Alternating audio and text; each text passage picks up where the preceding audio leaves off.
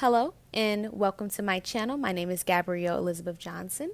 In this video, I will discuss sexual orientation, sexuality, myths about sexuality, and sexual education suggestions for the future. The purpose of this video is to further educate the public on sexual orientation in a way that is truthful, yet loving and judgment-free.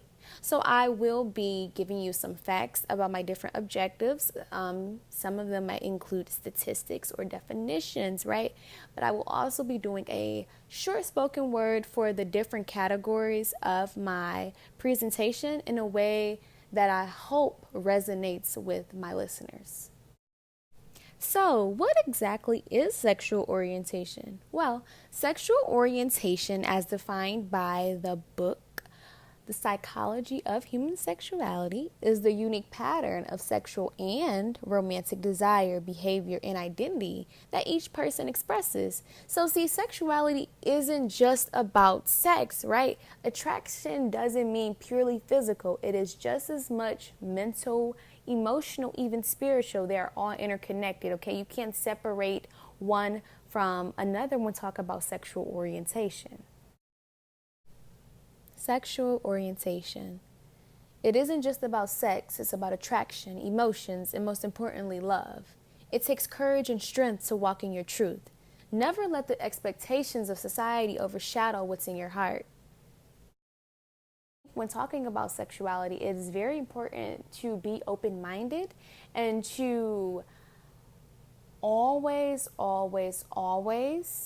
try to understand before you can pass judgment, or always educate yourselves before you actually talk about something. Types of sexuality. We like what we like, we love who we love. We are not confined by what is expected. We are liberated in our connection to what turns us on and sets our hearts on fire. Myths about sexuality. So when talking about sexuality, it is important to go in with an open mind because a lot of times we take stereotypes, right, or biases from what we have heard, seen on TV, listened to on the radio, even from our family and friends, and then we mistake that for the truth. And myths and biases and stereotypes do nothing but further harm others. Myths about sexuality. You've listened to the media, you've listened to society, you've listened to your friends and family as well. But when will you listen to me? Your judgments cloud your mind as stereotypes fill your head.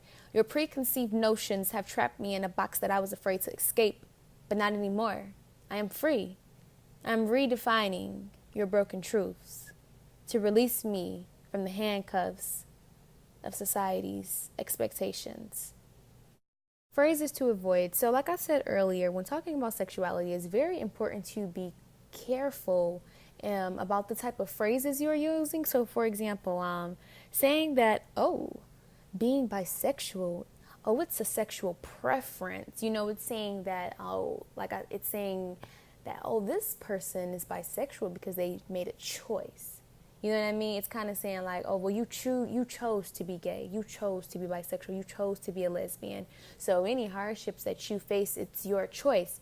When really people feel that they are born this way. It's not something that you choose, okay? Their identity isn't something that they just decided one day, hey, I'm going to wake up and I'm going to be gay. No, this is something that they have dealt with, okay, that they are dealing with for their lives, for the rest of their lives. Phrases to avoid.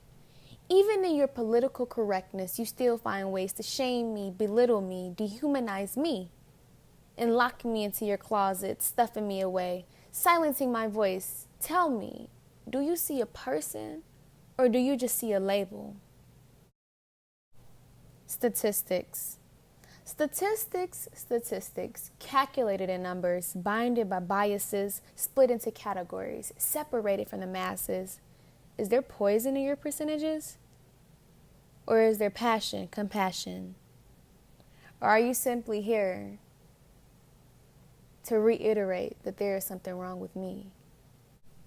So thank you for watching this video. I hope that this was educational and helpful. My final thoughts on this topic is that we should continue to educate each other. My personal opinion is that we shouldn't focus on labeling people because I feel like it puts people in a box. When you start putting people in a box or a category, you're giving them kind of like no room to do something that isn't expected, right?